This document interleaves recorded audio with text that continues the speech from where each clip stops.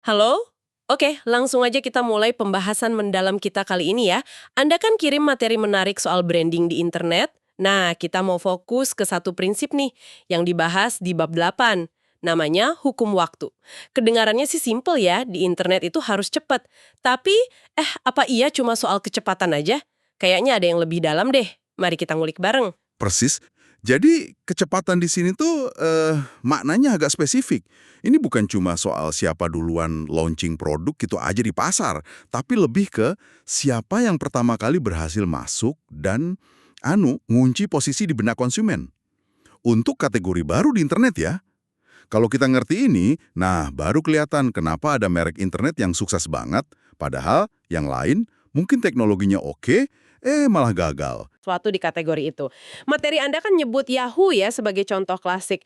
Yang bikin penasaran katanya teknologi mereka di awal itu biasa aja, malah pakai punya orang lain. Kok bisa gitu ya? Gimana caranya mereka bisa jadi raja di awal? Nah, itu dia kuncinya. Yahoo! Itu geraknya super cepat. Dan yang penting juga, fokus. Mereka posisikan diri sebagai portal atau directory web pertama yang gampang diakses, dikenal luas. Keunggulan waktu ini, nah ini yang mereka manfaatin banget buat bangun persepsi kepemimpinan. Mereka nggak nunggu produknya sempurna dulu secara teknis.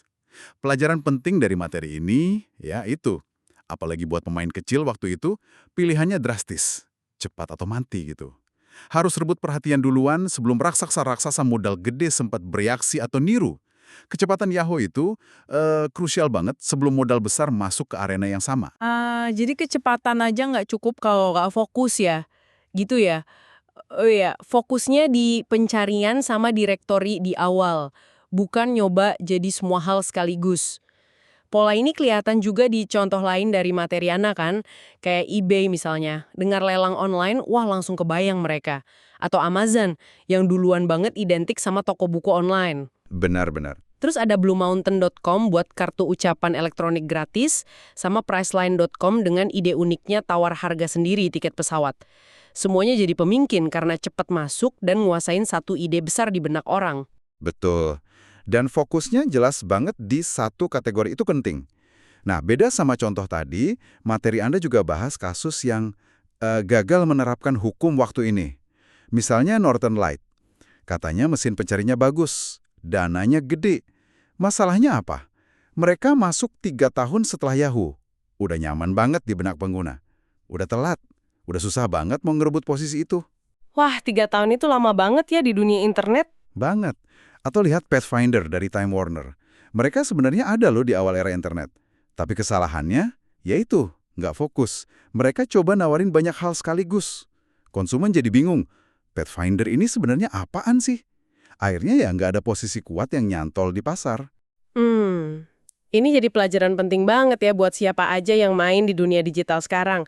Kalau lihat kecepatan internet sekarang, nunda launching cuma karena pengen produknya sempurna banget, itu risikonya gede banget ya. Kesempatan buat jadi yang pertama diingat orang di satu kategori itu sempit dan cepat banget hilangnya. Tepat sekali, ini bawa kita ke dilema yang disorot di bacaan ini kan, apakah lebih baik meluncurkan sesuatu yang katakanlah cukup baik tapi cepat, buat terbut momentum sama posisi di benak konsumen, atau nunggu sampai sempurna, tapi ya itu, risikonya kehilangan kesempatan emas tadi. Hukum waktu ini seperti dijelasin di bab 8 materi Anda, tampaknya condong banget ke pilihan pertama.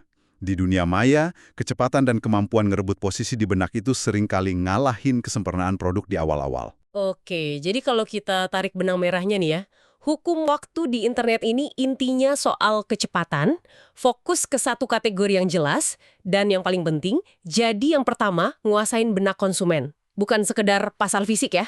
Betul. Keraguan, kelamaan nunggu sempurna, itu bisa jadi akhir cerita buat merek potensial di dunia maya.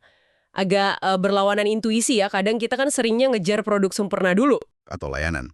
Tapi juga seberapa cepat Anda bisa melihat, mengidentifikasi, dan mendefinisikan kategori baru itu sendiri.